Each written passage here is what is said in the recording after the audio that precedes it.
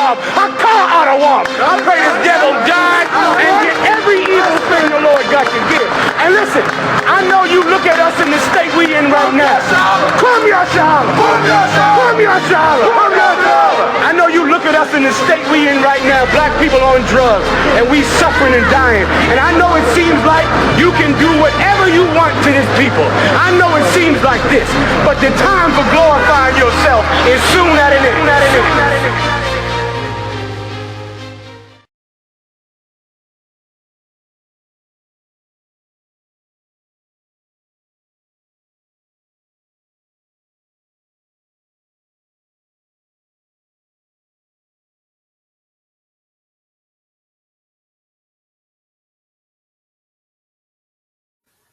Alright, shalom everybody.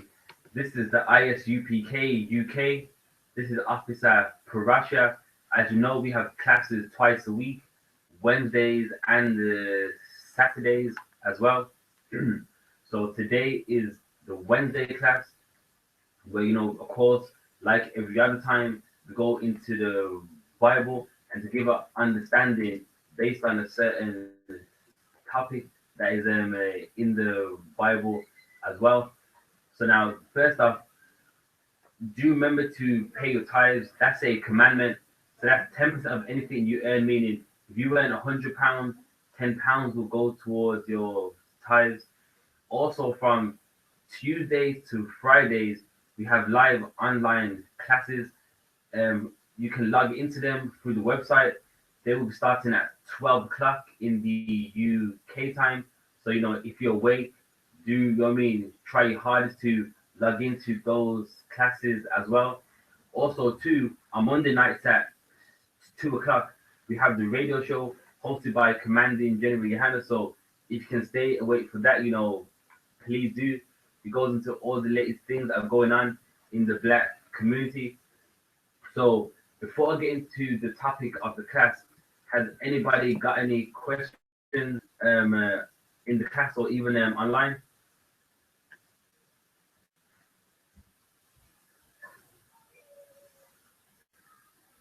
No? Alright. That's alright. So not too long ago, I got asked a specific question about, is being rich biblical?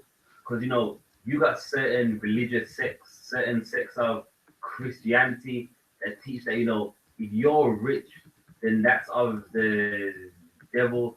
God likes you nice and poor. You don't have anything. And that is not in the Bible, but yes, it does talk about riches and a balance.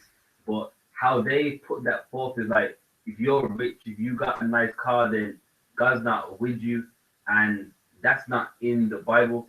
So now, what I'll first do, I'll get into a scripture that they use first, First Timothy 6:6. So now we're going to read a scripture that they would use, but we're going to break it down the correct way because it's clear that they're not.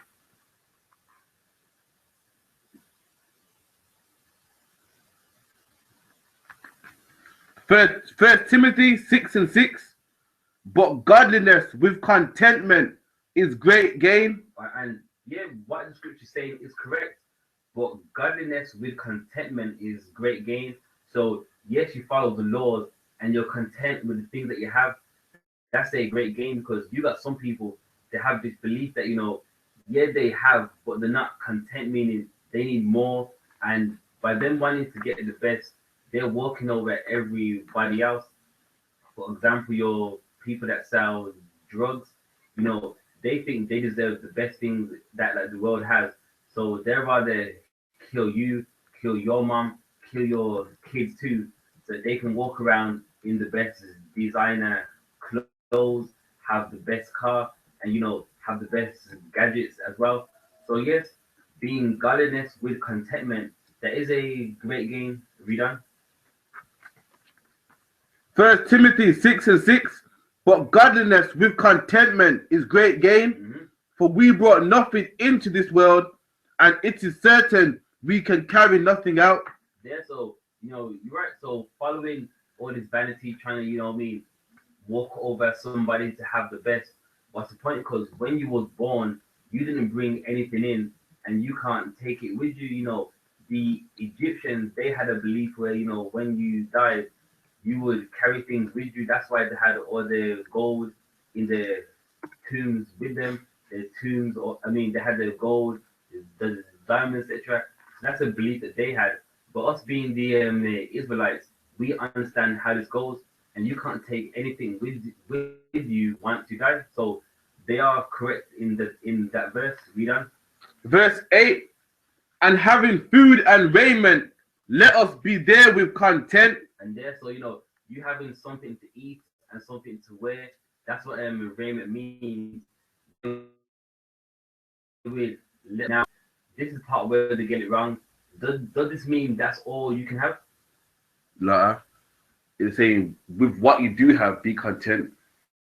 The basic necessities in life is like your clothing, shelter, raiment. But it doesn't mean that if you work hard for something, you can't get a nice car or some nice jewelry. That's right. So saying, in a nutshell, what you have, be content with. Now, of course, someone may say, well, that's your interpretation of that. So let's get a scripture to back it up in the Apocrypha, Ecclesiasticus 39 and 26.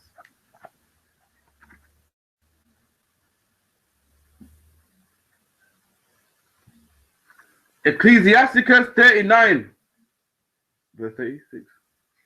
Verse 26. Ecclesiasticus chapter 39, verse 26. The principal things for the whole use of a man's life. Right, so it says the principal things of a whole man's life. For those that don't know, the word principle means the main thing. So the main thing for a man's life, read on. Are water, fire, iron and salt, flour of wheat, honey, milk, and the blood of the grape, and oil and clothing. There, so these are the necessities for a man's life. So he can have something nice to drink, eat, and also his clothes as well. So these are the principal things, meaning the main things for a man's life. Read on. Verse 27.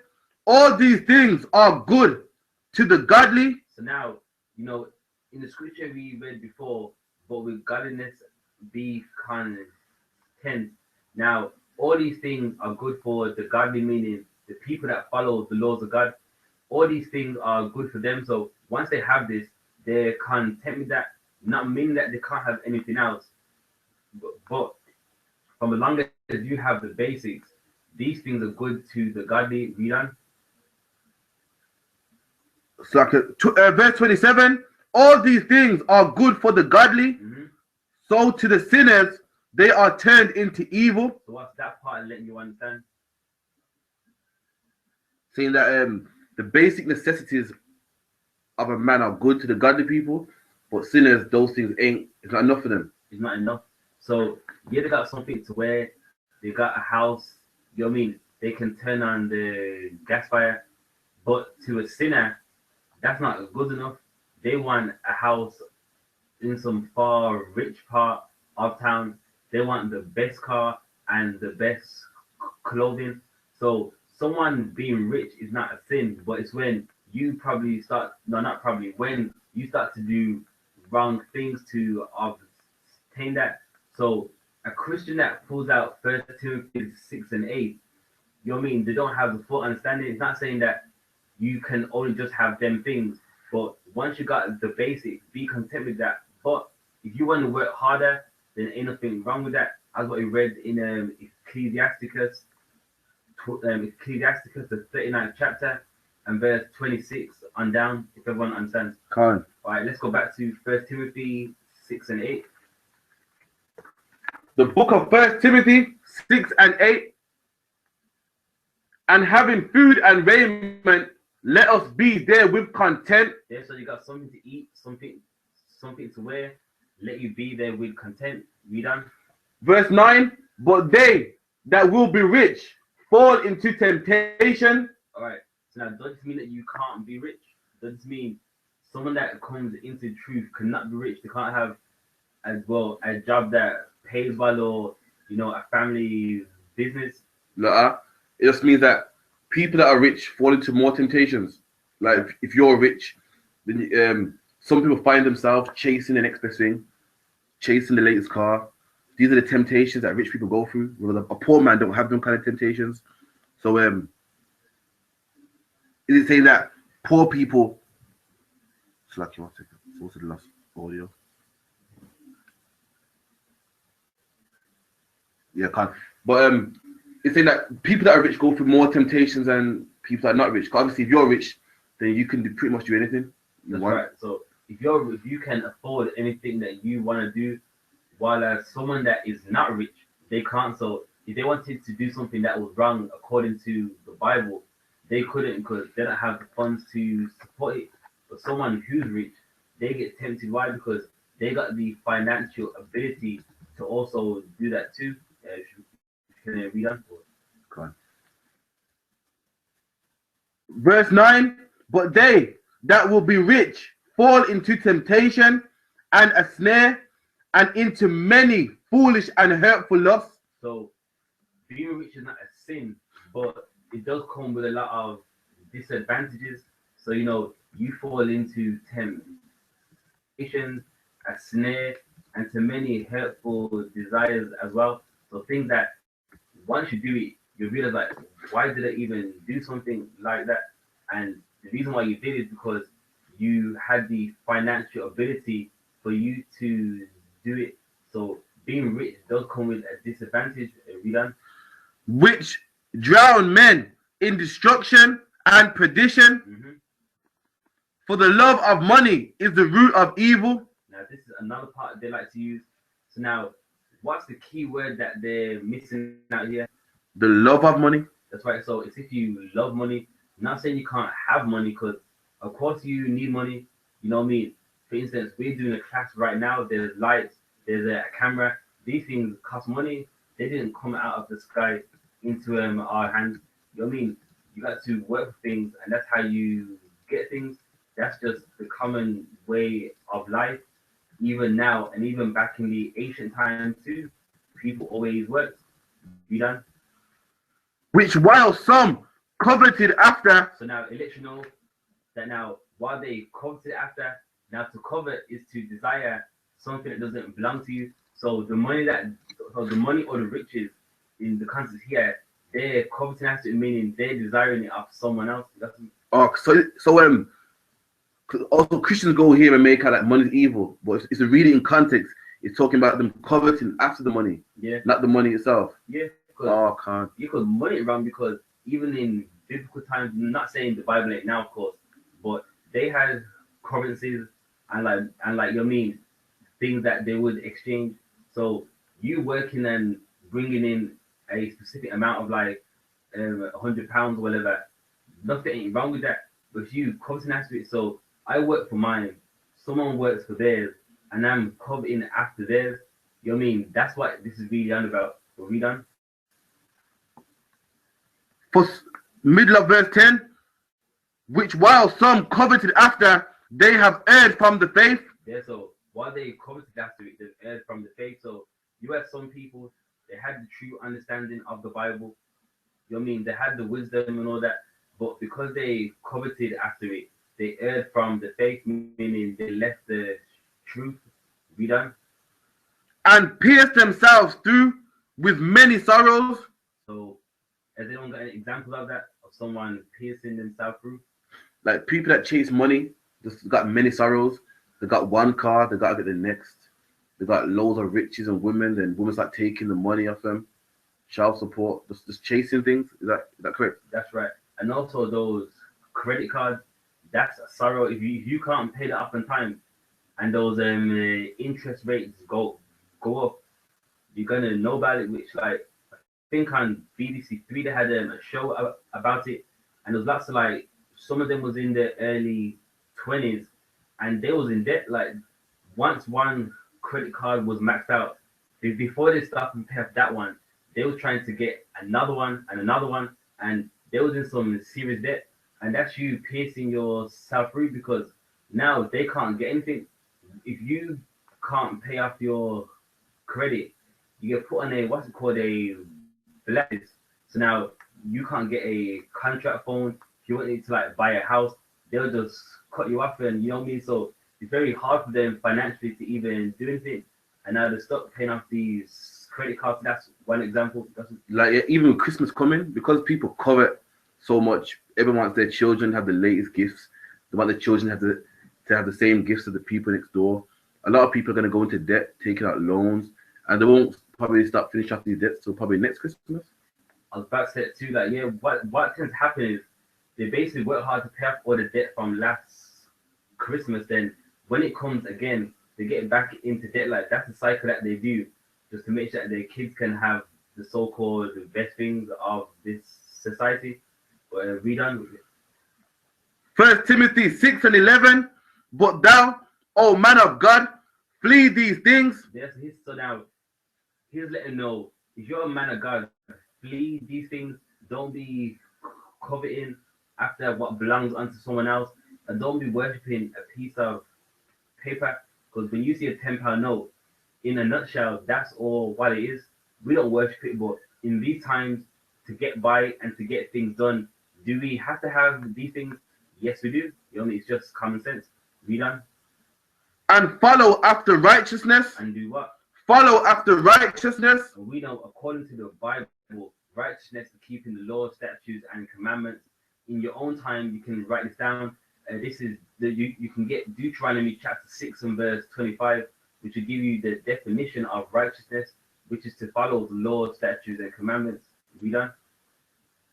Godliness, faith, love, patience, meekness. Yeah, so instead of you trying to follow after riches, you follow after that. So that's what this scripture is saying. Now, some people may say, well, that's not saying that. Let's get another scripture. Let's get Ecclesiastes in the Bible, the 7th chapter and verse 12. Ecclesiastes 7 and 12.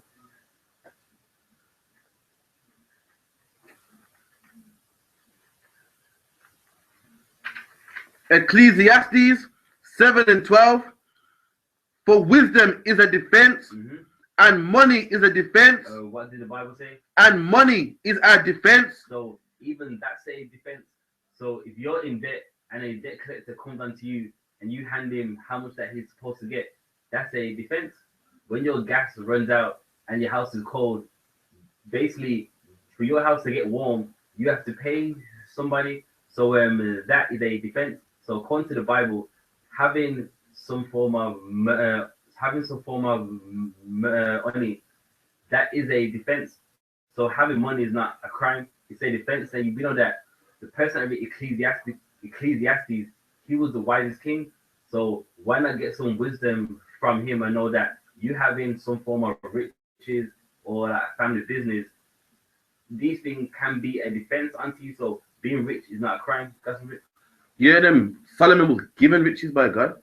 So if to be rich was a sin, the Bible God gives Solomon riches. See, even that's another point as well. You know what I mean? The Most High gave him all the wealth and the riches that he had. So if it was a sin, then why would he have handed it unto him? Just can you read that one more time? Ecclesiastes 7 and 12. For wisdom is a defense, and money is a defense. But the excellency of knowledge is that wisdom giveth life to them that have it. Yeah. So now those two things are a defense, but the excellency of wisdom that giveth life to them that have it. So yes, you know, you got your job and you know all that, but the wisdom of the Most High, that is above all. So you know, it's a balance. You work, but of course, make sure that you're following those laws, statutes, and commandments, and you're doing the work. You know, you being woken up to this truth. It wasn't just to sit down on it. You guys understand, do your work for the Most High. So you know, if you balance it out, then you ain't doing anything wrong. That's it. It's First Kings, what Solomon, 3 and 13. Yeah, that's it. So we're gonna get to 1 Kings 3 and 13. 1 Kings 3 and 13. And I have also given thee that which thou hast not asked, both riches. Both what? Both riches. So now the Most High gave King Solomon riches, and honor and respect. So as a king, people respected him too. So you know, so that's a good scripture right there. so that you know that those riches came from the Most High. So if being rich was wrong, as like Christians and other religious sects say, then why is the Most High giving him riches at that time? It doesn't make any sense. All right, so from there, let's get Proverbs 23 and verse 4.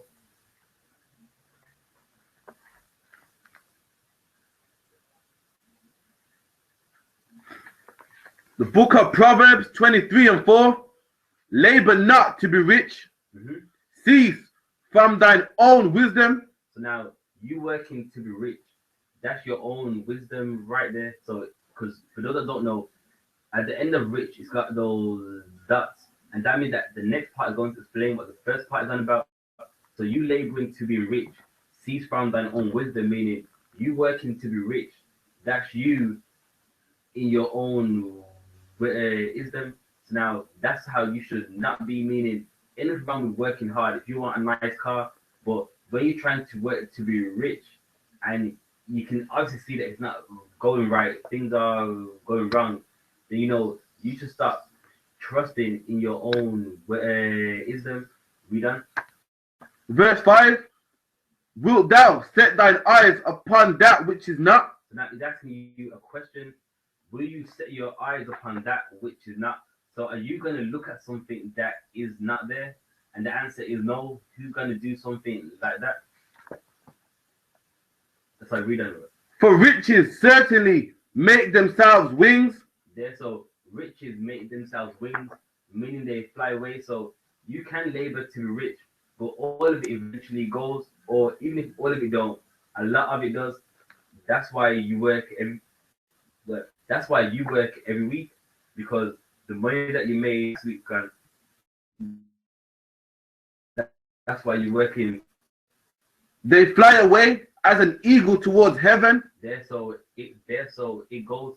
There's not saying that you can't work and have nice things, but we have the understanding that riches don't stay. So even if someone that is rich or is like that is better off, for longer as they got the understanding that these things go, then they're all right. They're doing the work of the Most High. That's it. Right. So from there, give me Luke chapter 8 and verse 14.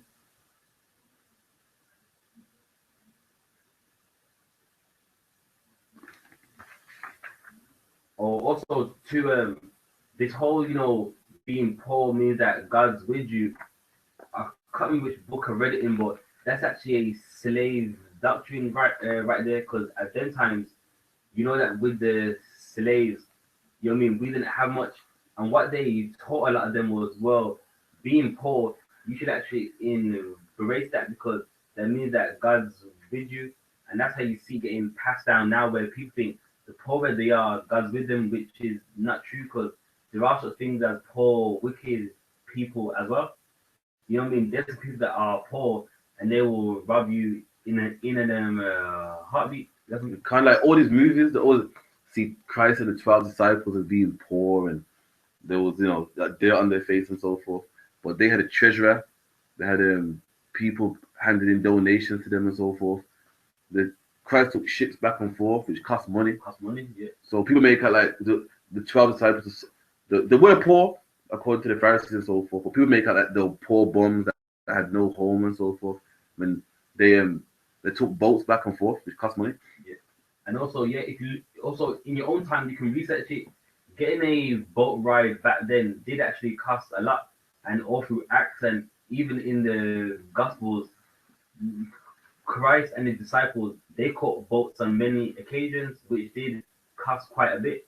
So they was poor. Also, people use John the Baptist and his camel's hair coat. Now, for those that don't know, a coat that's made out of camel hair costs a lot. You can look that up as well. A coat that's made out of camel hair costs like £600. So, and even back then, it even cost more because there wasn't as much machines back then. So John the Baptist walking around in a camel hair garments, people read that and assume that he was poor, like, that's all he could afford. But really, that shows actually how rich he actually was, because a camel hair garment would be a very expensive thing. Right? So where was that? Luke 8 and 14. Luke 8 and 14. And that which fell among them thorns are they which, when they had heard, go forth and are choked with cares and riches and pleasures of this life. There, so now, for those that haven't read this whole chapter before, Christ gave a parable about, some seeds fell among the thorns and the sun. And as you read on down, he's explaining what this parable meant. Now, for those that fell among the thorns, are they which they have heard and go forth. So they heard the word of God, they went forth, so they proceeded on, meaning they wanted to do the work of the Lord, etc., and are choked with the cares and riches and pleasures. So being rich is not a sin, but it's when you make it hinder the work of the Lord, where you're like, well, I could go to camp, but instead I'll work at this job because they're paying double time on the weekend. Now you're letting it choke the work of the Lord, meaning you're not doing the work. Why? Because you're more concerned about the riches of this world and the cares of this world, having the latest car, having the latest clothes. Not saying you can't have that, but when you let it interfere with you serving the Most High, that's when it becomes a problem. Read on. Middle of 14, and pleasures of this life, and bring no fruit to perfection. And that's what they do. Because they're so focused on that, they don't bring no fruit to perfection. So now they're not on the street trying to warn somebody else. They're not holding a class. They're more concerned about how rich they can become. That's why they don't bring that fruit to perfection, if everyone understands. So basically saying that they don't bring no fruit. So instead of them like doing class, camp, they're too busy trying to do extra shifts because they're paying double today, or they could, if they go to work, they can make some extra money in their pocket, or that's right. Or like example again, they could be used for something else, but instead they tell everyone, no, I can't because I got something else to do. And really the case is he wants to go to his job to make some extra money. So now that's when you have the cares that you can't do any work for the Most High because you're more concerned about how much money you can get. All right. So from there, let's get Matthew 6 and 24. So this just to answer that question, just giving that in-depth understanding. Then, if you have time, we'll get into the other part of the class that I had planned. Matthew 6 and 24. Matthew 6:24. No man can serve two masters, for either he will hate the one and love the other, or else he will hold to the one and despise the other. Ye cannot serve God and mammon. Now that word there, mammon, does anyone know the definition of that word in the class or online as well?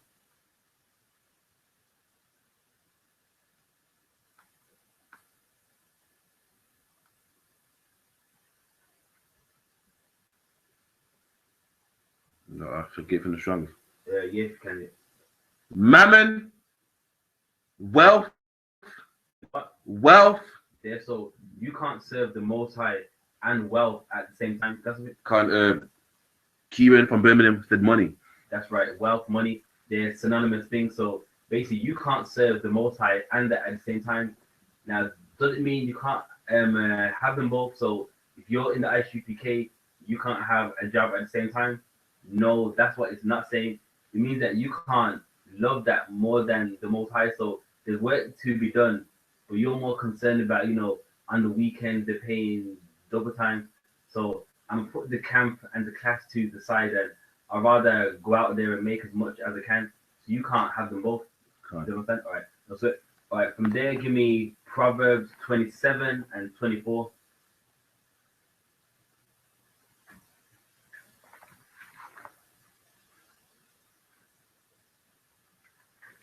Proverbs 27 and 24. For riches are not forever. What did the Bible say? For riches are not forever. Yeah, so ain't nothing wrong with working for it, but do have that mindset that it's not gonna be around till the day that you die. It gets event, things get worn out. You can buy a nice car. First, the converter stuck, it breaks down, a wheel pop. These things don't last forever. But we done. And doth the crown endure to every generation? And the crown does not endure to every generation.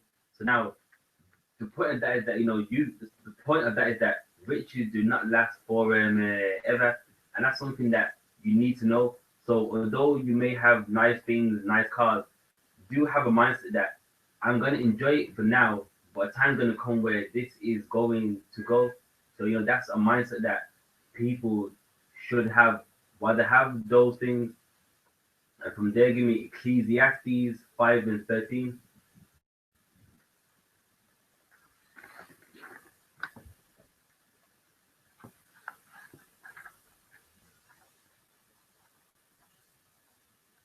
Ecclesiastes. Ecclesiastes in the Bible.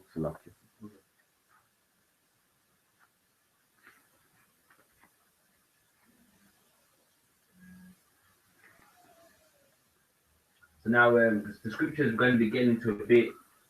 You got some people that they follow those Christian concepts of being rich is a sin, having or being better off is a sin. Now there's some people they work hard and they don't spend anything at all. They're very mean to themselves. Now for some of you that don't know, the Bible also touches upon this too. So this is also a little bit that we'll be dabbling into as well. When you get that Ecclesiastes like 5:13. Ecclesiastes 5:13. There is a sore evil which I have seen under the sun, namely, riches kept for the owners thereof to their hurt. Right, so can anyone break it down? He's saying that he saw something under the sun, meaning under earth, that is sore. He goes, namely, meaning mainly, riches that are kept for people for their own hurt, like riches that could harm people, or riches that people hold on to. That's right. So riches that people hold on to, so they keep it to their own hurt. Then you got some people, they're very mean, very stingy, and what they tend to do while they're like working and they're making a lot, you don't want to spend any. They're mean to themselves, won't take care of themselves, buy themselves no new clothes. Look after themselves. So they're rich to their own hurt. Like what they're doing, they're actually hurting themselves, and they got the financial capability to look after themselves, but they just won't. You got some, matter of fact, you got some people, I wouldn't call them rich, but they're better off, and how they live and what they're going through. You're like, well, what's from you having all of this? You're not going to even spend any of it. Their mindset is going to stay in the bank and stack up, get higher and higher, but they're not even looking after themselves. So they got these riches to their own hurts, if everyone understands. Right, now from there, get Ecclesiastes 14:3.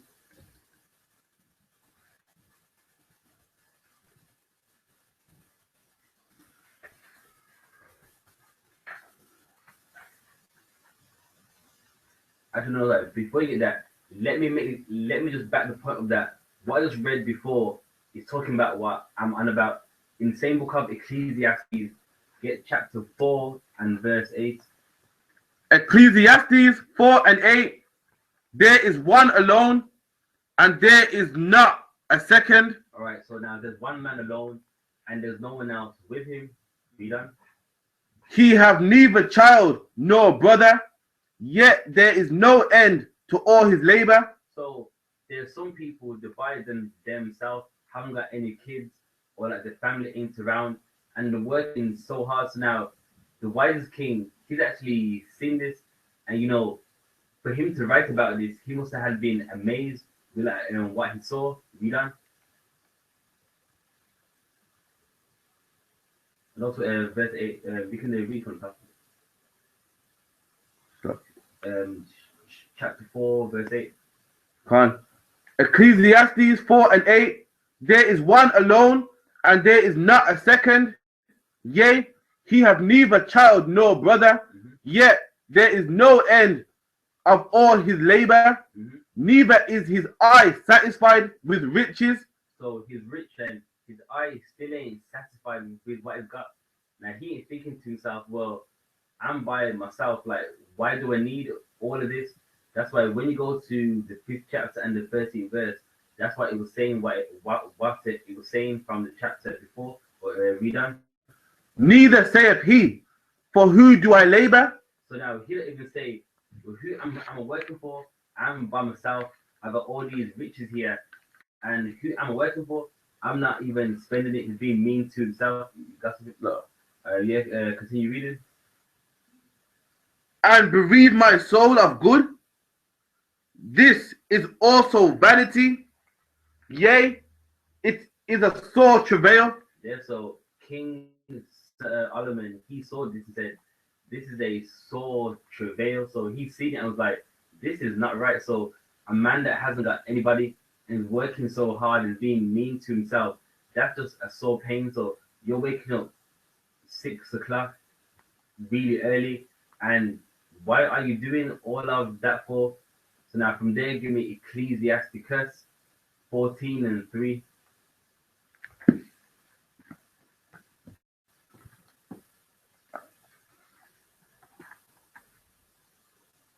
Ecclesiasticus 14:3.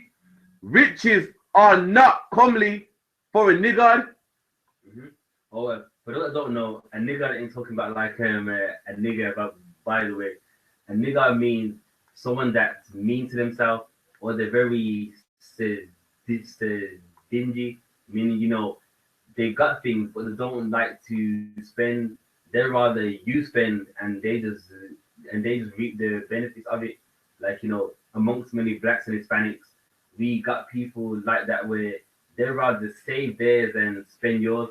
That's The definition. yeah. Niggard, a mean or ungenerous person. Yeah, so a mean or ungenerous person. So so you can do something good to him. He don't see as it was good. He sees it as like it was already owed unto him, and they're very mean. So in the context of this, it's talking about being rich. So riches are not commonly meaning good for a mean man. So he's mean to himself, like what Ecclesiastes, what Ecclesiastes was saying before. We done.